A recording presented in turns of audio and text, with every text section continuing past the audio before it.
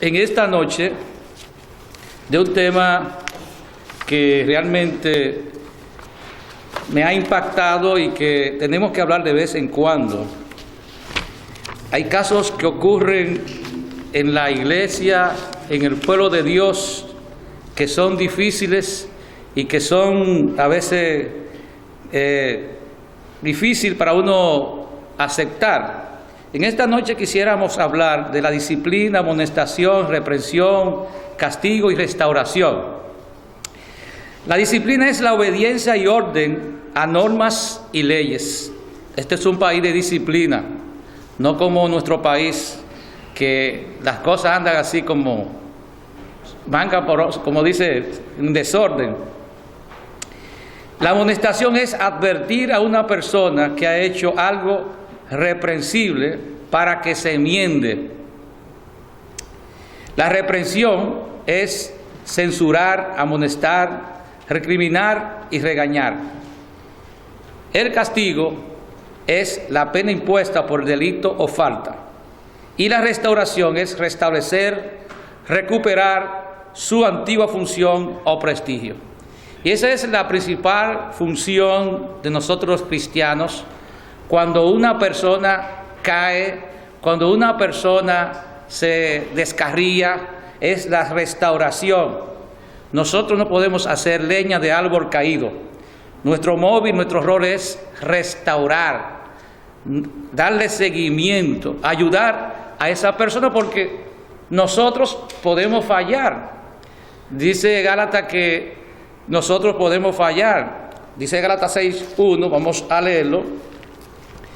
Que, hermanos, si alguno fuere sorprendido en alguna falta, vosotros que sois espirituales, restauradle con espíritu de mansedumbre, considerándote a ti mismo, no sea que tú también seas tentado. Es decir, que podemos caer. Y en la Biblia está lleno de muchos casos de líderes, de hombres de Dios que fallaron y Dios los restauró.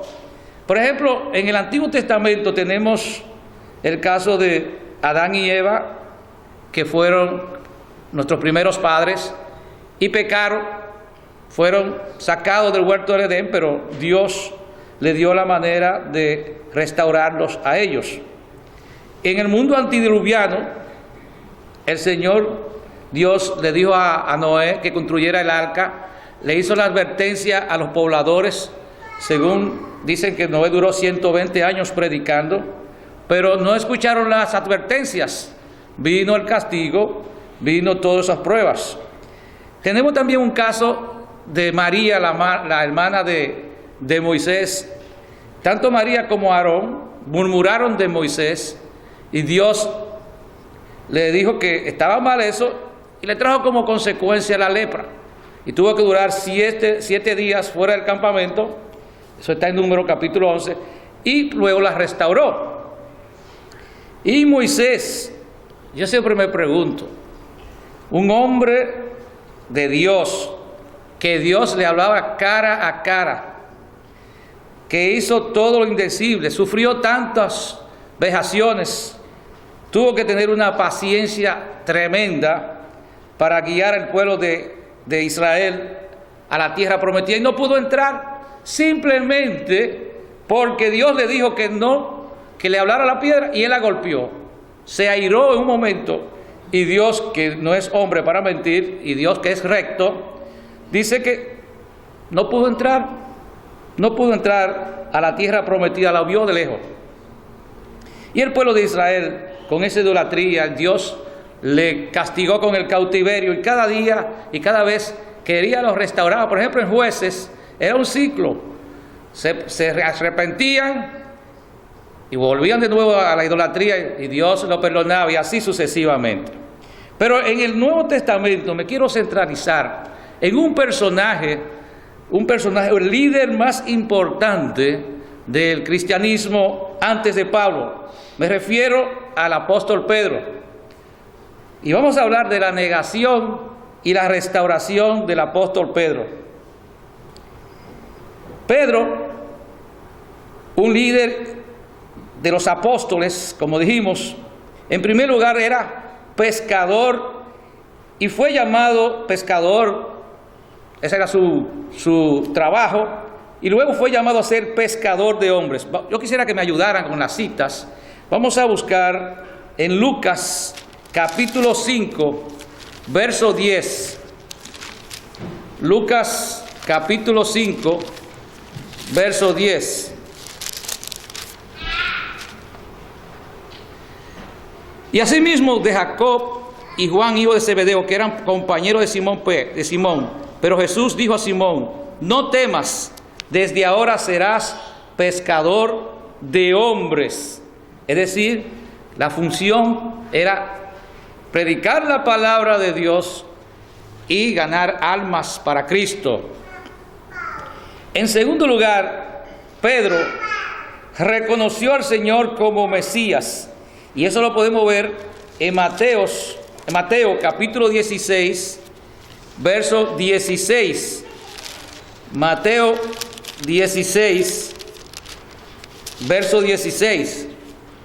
Lo tengo aquí. Respondió Simón Pedro, dijo: tú eres el Cristo, el Hijo del Dios viviente.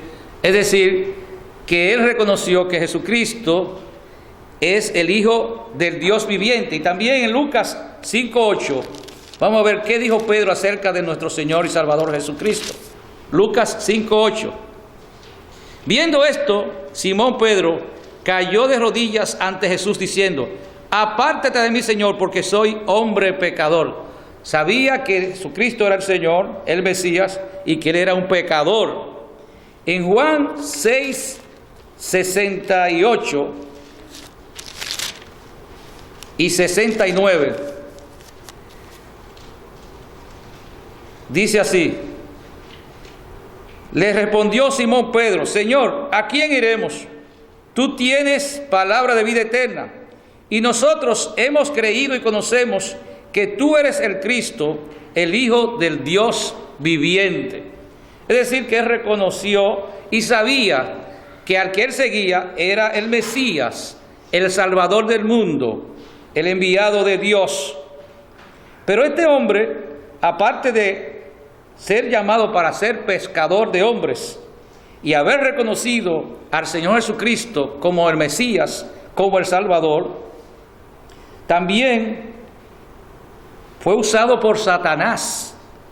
Cuando leímos ahorita en Mateo 16, el Señor, después que le dijo que de esa piedra él iba a levantar la iglesia y que Pedro sería el precursor de abrir la predicación de la palabra de Dios, inmediatamente que Jesucristo le dijo eso, si ustedes buscan el versículo 21 y 22 de ese mismo capítulo de Mateo, dice: desde entonces comenzó Jesús a declarar a sus discípulos que le era necesario ir a Jerusalén y padecer mucho de los ancianos, de los principales sacerdotes y de los escribas, y ser muerto y resucitar al tercer día. Y mire, después este hombre, luego de haber proclamado y confesado que Jesucristo es el Señor, el Salvador, dice el versículo 22, entonces Pedro, tomándolo aparte, comenzó a reconvenirle diciendo: Señor, ten compasión de ti, en ninguna manera esto te acontezca. Pero él, volviéndose, dijo a Pedro: quítate delante de mí, Satanás, me eres tropiezo, porque no pones la mira en las cosas de Dios, sino en las de los hombres. Satanás lo estaba usando como canal para impedir que Jesucristo cumpliese la obra principal de haber venido a este mundo, de morir por nuestros pecados. Pero este era un hombre también que tenía iniciativa, un hombre impulsivo, un hombre inquieto. Dice en Mateo 14:28 que este hombre también caminó sobre las aguas. El único hombre que ha caminado sobre las aguas, aparte de nuestro Señor y Salvador Jesucristo. Dice el versículo 28 al 14: entonces le respondió Pedro y dijo: Señor, si eres tú, manda que yo vaya a ti sobre las aguas. Y él dijo: ven. Y descendiendo Pedro de la barca, andaba sobre las aguas para ir a Jesús. pero al ver el fuerte viento tuvo miedo y comenzando a hundirse dio voces diciendo: Señor, sálvame. Y al momento Jesús, extendiendo la mano, asió de él y le dijo: hombre de poca fe, ¿por qué dudaste? Pero tuvo la iniciativa, inquieto, y caminó sobre las aguas. Pero al quitar su mirada de nuestro Señor Jesucristo, comenzó a hundirse. Y yo me pregunto, un pescador que sabía nadar, ¿cómo se estaba ahogando? Y Jesucristo extendió su mano, pero tuvo la iniciativa. También en Lucas capítulo 12, verso 41, dice: entonces Pedro le dijo: Señor, ¿dice esta parábola a nosotros o también a todos? Es decir que la parábola que el Señor hablaba, los discípulos, los otros como que no comentaban, y el apóstol Pedro siempre preguntaba, tenía iniciativa. En Juan 21:3, después que el Señor resucitó, después del acontecimiento, Pedro dijo: vayamos a pescar, recordando lo que pasó luego en Lucas capítulo 5, cuando antes del llamamiento del Señor. También era valeroso, no tenía temor, y cuando el Señor estaba en el huerto de Getsemaní, dice la palabra de Dios que le cortó la oreja a un siervo del sumo sacerdote llamado Malco. Eso lo podemos ver en Lucas, en San Juan capítulo 10, 18:10. Dice: entonces Simón Pedro, que tenía una espada, la desenvainó e hirió al siervo del sumo sacerdote y le cortó la oreja derecha, y el siervo se llamaba Malco. Así, quería defender a su maestro, era guerrerista. Entonces, también Pedro era del círculo íntimo de nuestro Señor y Salvador Jesucristo. El Señor tenía un círculo íntimo: Pedro, Jacobo y Juan, es decir, los hermanos Boanerges, los hermanos del trueno, los hijos del trueno. Y vemos que en la transfiguración, en Marcos 9:2, el Señor llamó solamente a Pedro, Jacobo y Juan. Y ahí en Marcos capítulo 9, verso 2,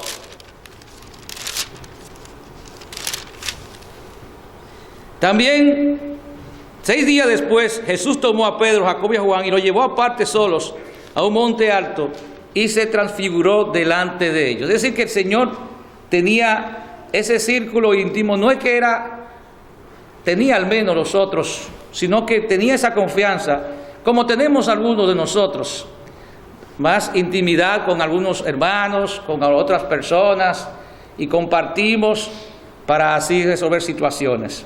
En la misma agonía de nuestro Señor Jesucristo, cuando Él estaba en Getsemaní, en Lucas capítulo 26, 37, versículo 37, también el Señor escogió a ese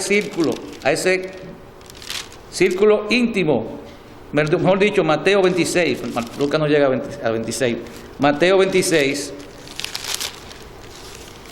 dice, versículo 37,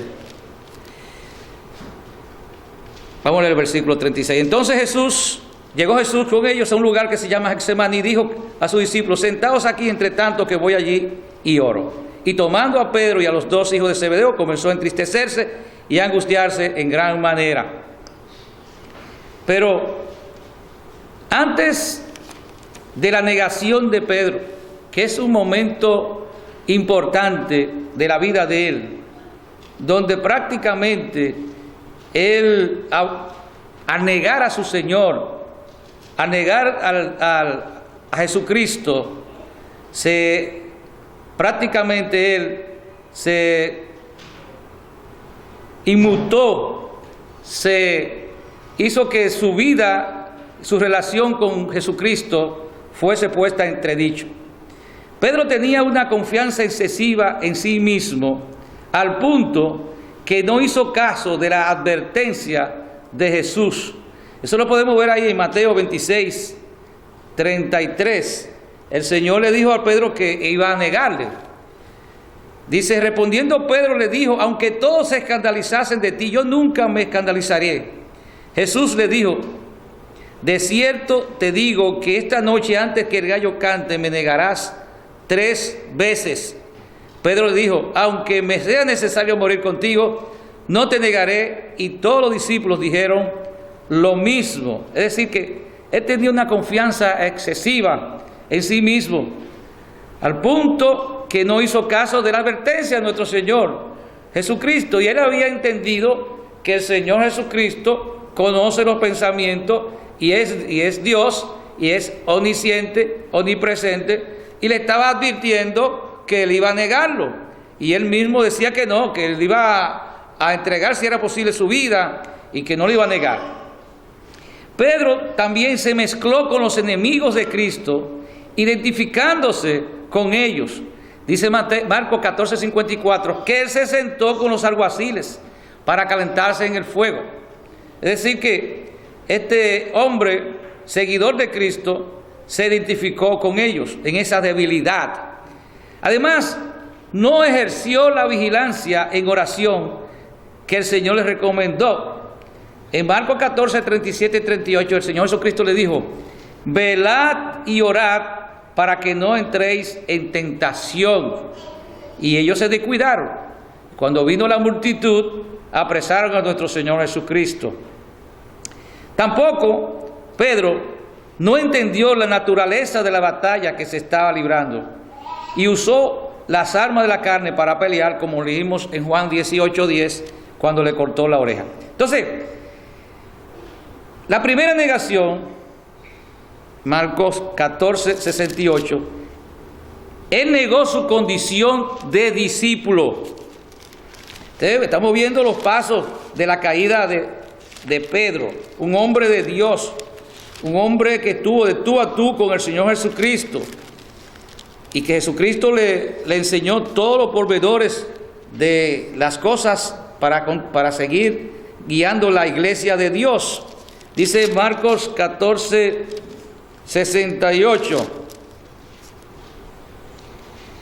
Mas Pedro negó diciendo, no le conozco, ni sé qué dice. Y salió de entrada y cantó el gallo. La segunda negación ratifica no ser discípulos. Juan 18:25. Él también vuelve y dice que no es discípulo. Dice el versículo 25 en Juan 18. Estaba pues Pedro en pie, calentándose, le dijeron, ¿no eres tú de sus discípulos? Él negó y dijo, no lo soy. Y la tercera negación, niega conocer a Jesús, maldijo y juró. Y entonces, dice la palabra de Dios, que el Señor se volteó y lloró amargamente. Vamos a buscar eso en Lucas, capítulo 22, los versos 60. Lucas 22:60. Y Pedro dijo, hombre, no sé lo que dices. Y enseguida, mientras él todavía hablaba, el gallo cantó. Entonces, vuelto el Señor, miró a Pedro. Y Pedro se acordó de la palabra del Señor que le había dicho, antes que el gallo cante, me negarás 3 veces. Es decir, que habíamos dicho que él tenía una confianza excesiva en sí mismo, que no le hizo caso a la advertencia de nuestro Señor y Salvador Jesucristo. Y luego cuando el Señor lo miró, no con una mirada de acusación, no una mirada de ira, sino con una mirada de compasión, dice que él salió y lloró amargamente. Pero no fue un llorar de dolor y rabia, sino ni de arrepentimiento, pues aparentemente dice que no estuvo cuando Jesús fue crucificado. Pedro no estuvo cuando el Señor Jesucristo fue crucificado. Solamente fue Juan, el discípulo amado, que estuvo en la cruz, a los pies de la cruz, junto a la madre de nuestro Señor y Salvador Jesucristo. Entonces, este hombre de Dios falló, negó a su Salvador, cayó. Pero en ese proceso Dios tuvo misericordia de él cuando nosotros, a pesar de que Jesús le dijo que le iba a negar, también le dijo que rogó para que su fe no faltara y que vuelto o restaurado confirmaría a sus hermanos. En Lucas 22, 31, cuando el Señor le dijo que le iba a negar, le dice así la palabra de Dios, Lucas 22, 31. Dijo también el Señor: Simón, Simón, he aquí Satanás os ha pedido para zarandearos como trigo, pero yo he rogado por ti que tu fe no falte. Y tú, una vez vuelto, confirma a tus hermanos. Es decir que una vez habiendo recapacitado, una vez habiendo sido restaurado, él iba a seguir siendo el líder, iba a seguir confirmando a sus hermanos. Cuando el Señor, dijimos ahorita, cuando el Señor lo miró con esa mirada penetrante, no de condenación, no de condena, sino de compasión y dolor, vemos también que el Señor tuvo compasión. Y cuando Cristo resucitó, dice en 1 Corintios capítulo 5, versículo 15, que se le apareció también a Pedro. Si el Señor hubiese querido no restaurarlo, si el Señor hubiese querido que no siguiera actuando como líder de los apóstoles, no se le hubiese aparecido. Vamos a leerlo, dice 1 Corintios, el capítulo 15, verso 5, y que apareció a Cefas, que es el otro nombre de Pedro, y después a los 12.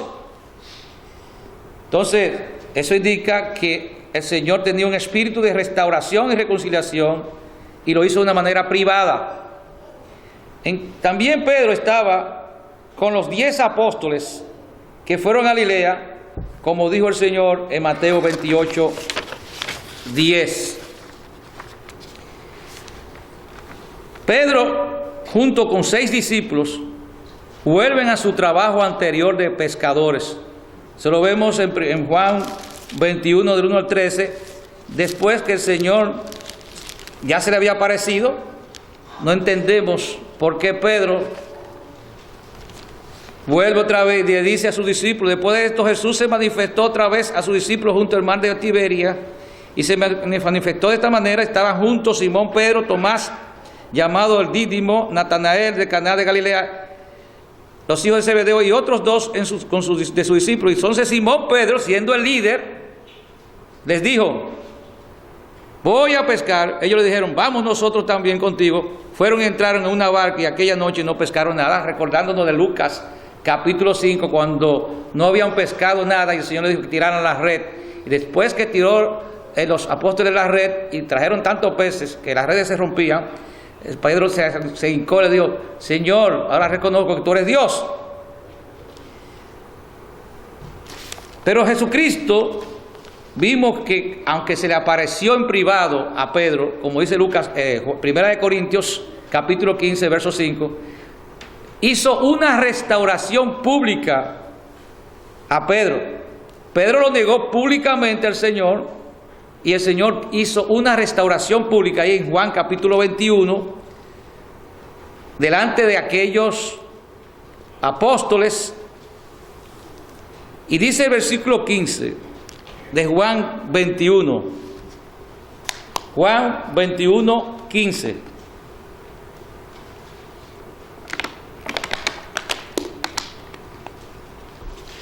Cuando hubieron comido, Jesús dijo a Simón Pedro: Simón, hijo de Jonás, ¿me amas más que estos?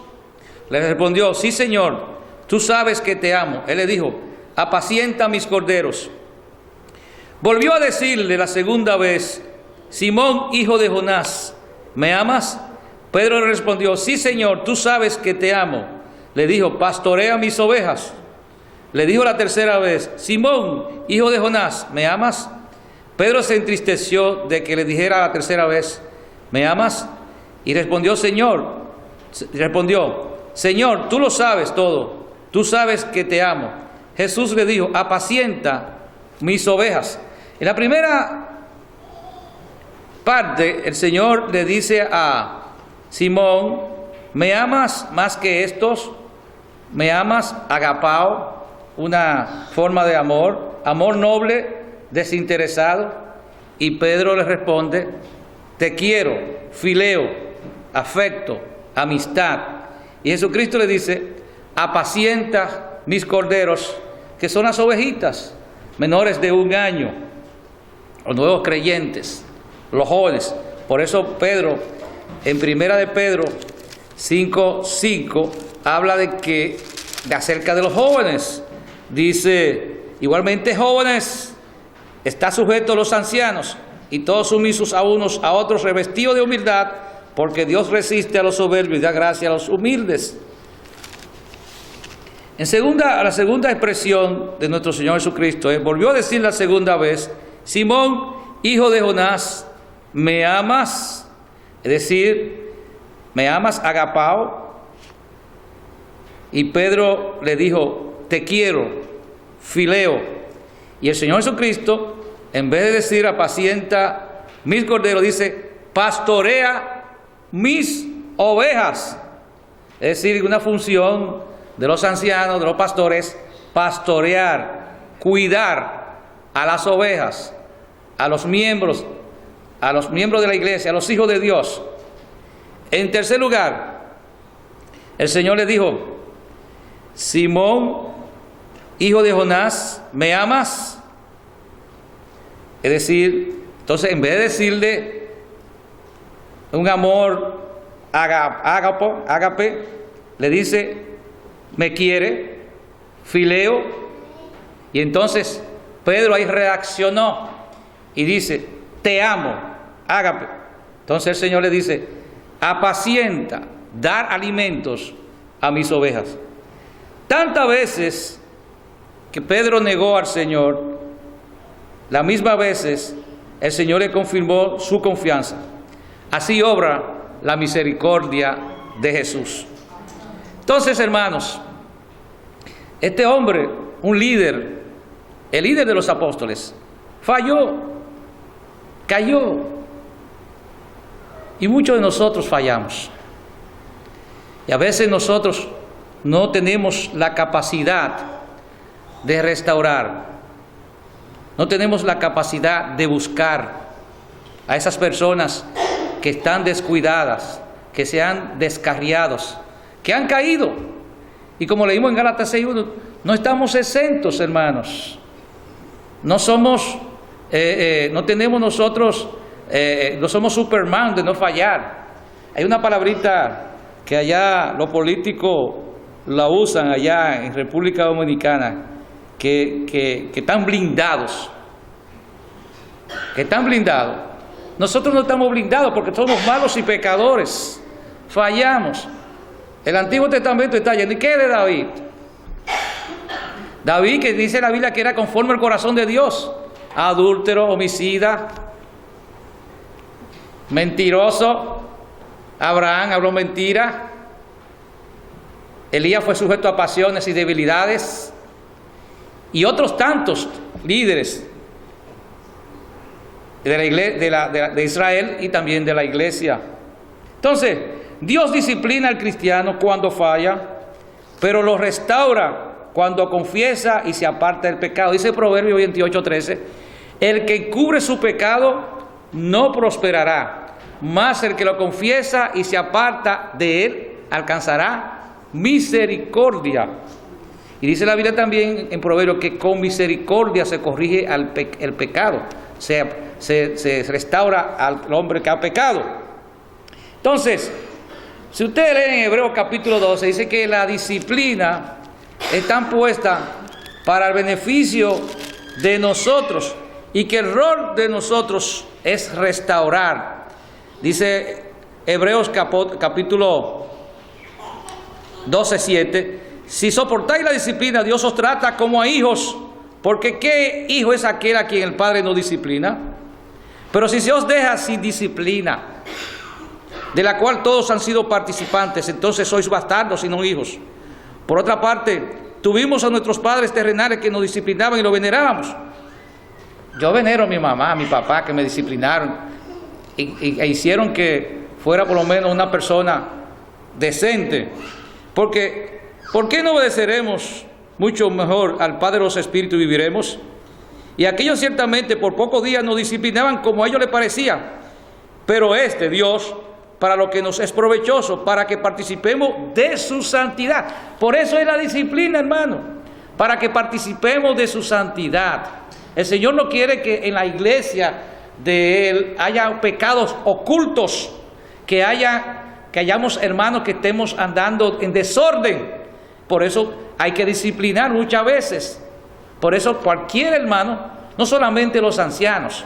Por eso dice, lo voy a volver a repetir, en Gálatas capítulo 6, verso 1, hermanos, si alguno es sorprendido en alguna falta, usted que se siente espiritual, restáurale con espíritu de mansedumbre, considerándote a ti mismo, no sea que tú también seas tentado o falla. Así que nosotros podemos, si vemos un hermano que falle o un hermano que se sienta mal, tiene que pedirle primeramente perdón al Señor. Y si no le pide perdón al Señor y un hermano lo ve, si usted lee en Mateo capítulo 18, el proceso de restauración, hay que llamarlo y decirle, hermano, usted ha fallado, pídale perdón al Señor, restáurese. Entonces, la disciplina es para que participemos en su santidad. Es verdad, a ninguno nos gusta que nos disciplinen, que nos llame la atención. Es verdad que ninguna disciplina, dice el versículo 11 de Hebreos 12, es verdad que ninguna disciplina al presente parece ser causa de gozo, sino de tristeza, pero después da fruto apacible de justicia a los que en ella han sido ejercitados. Entonces, el ejemplo de Pedro, que siendo líder, era humano, débil y pecador, no estaba exento de fallar, pero aprendió la lección y a ser restaurado, abrió la puerta del Evangelio a judíos en los Hechos capítulo 2 y a los gentiles en los Hechos capítulo 10, e hizo milagros y fue líder de la iglesia primitiva. Hermanos, que nosotros sepamos que fallamos, que no nos pongamos bravos si los líderes, si usted falla y usted no tempera el llamado a reconciliarse y usted no acepta que ha fallado y es disciplinado. Que no hagan como muchos que no quieren acatar la disciplina y se van, se ponen, hacen bembita, se ponen rebeldes, sino que acaten la disciplina y nosotros tengamos también la capacidad de tener un espíritu de perdonar, de restaurar, no de hacer leña de árbol caído, no ofender a los hermanos, sino buscarlo, porque es una bendición cuando vemos que un hermano caído vuelve a la casa de Dios. Que el Señor le bendiga.